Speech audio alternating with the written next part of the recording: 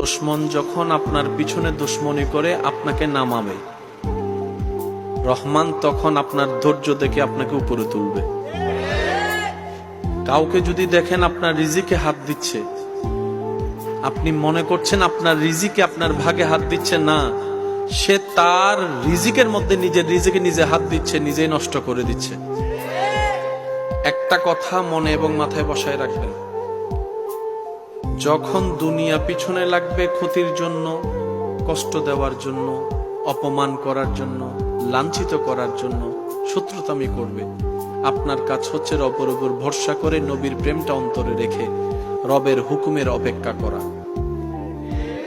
আপনার ধৈর্যটা যেদিন রবের কাছে পছন্দ হয়ে যাবে, সেদিন রব্বুল আলামিন নিজেই আপনাকে কুদরতিভাবে সাহায্য করা শুরু করবেন। ইন্নাল্লাহা মা'আস সাবিরিন, চিৎকার দিয়ে বলেন সুবহানাল্লাহ।